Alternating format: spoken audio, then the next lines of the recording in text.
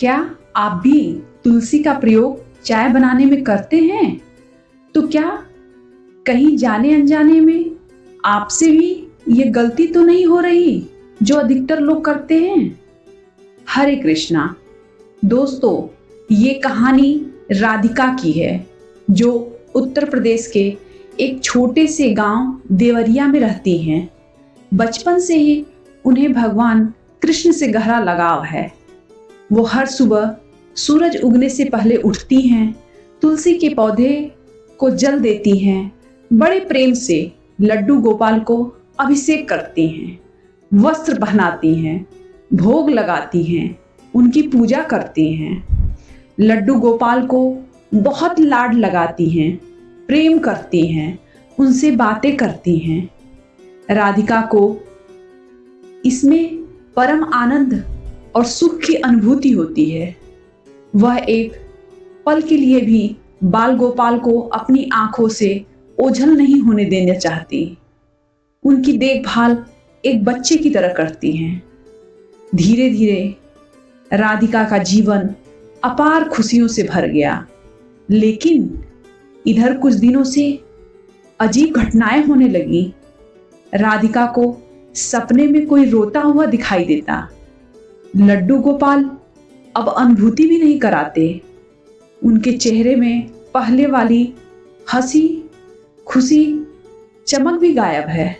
राधिका यह सब समझ नहीं पा रही थी। उनका मन बेचैन रहने लगा। पूजा में मन भी नहीं लगता। भोग भी सही तरीके से बना नहीं पाती। राधिका बहुत परेशान रहने लगी, बहुत ही परेशान रहने लगी। भगवान के सामने रोने लगी, हे प्रभु, मुझसे क्या गलती हुई? आप मेरी मार्गदर्शन करें। हे प्रभु, मुझसे क्या गलती हुई? आप मेरा मार्गदर्शन करें। हे कन्हैया, मुझे मार्ग दिखाएं। कन्हैया भक्तों की प्रार्थना न सुने? ऐसा हो ही नहीं सकता। ये तो भक्त के भाव से प्रसन्न हो जाते हैं। लड्डू गोपाल भाव के भूखे हैं। लाड लगाने भर से भक्त को अपना सब कुछ दे देते हैं। शाम हुई।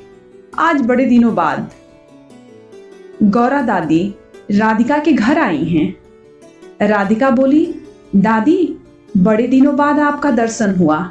दादी बोली, बेटा, मैं वृंदावन गई थी प्रभु के दर्शन करने, कल ही आई हूँ। राधिका उनके लिए चाय बनाकर लाती है। बूढ़ी दादी ने पूछा, बेटा, चाय में तुलसी डाली है क्या? राधिका बोली, जी दादी। बेटा, चाय पत्ती का क्या करती हो? दादी, चाय बन गई तो चाय पत्ती का क्या करूंगी? कचड़े में डाल देती हूँ।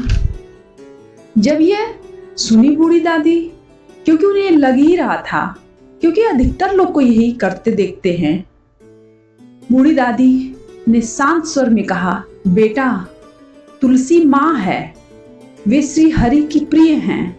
तुलसी का अपमान स्वयं लड्डू गोपाल का अपमान है।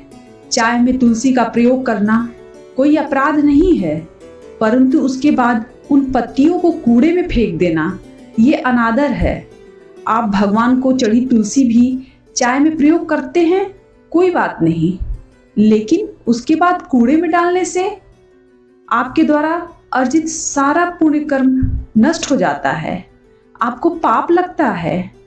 बेटा, तुम्हारा तुलसी का गमला भी पूर्व दिशा में है, जो वास्तु के हिसाब से गलत है।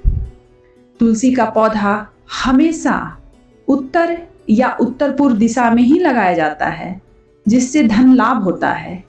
राधिका को अपनी गलती का एहसास होता है। वे कन्हैया से माफी मांगती हैं और धन्यवाद भी करती हैं, क्योंकि इतनी जल्दी किसी के माध्यम बनाकर प्रभु ने उसका मार्गदर्शन कराया था।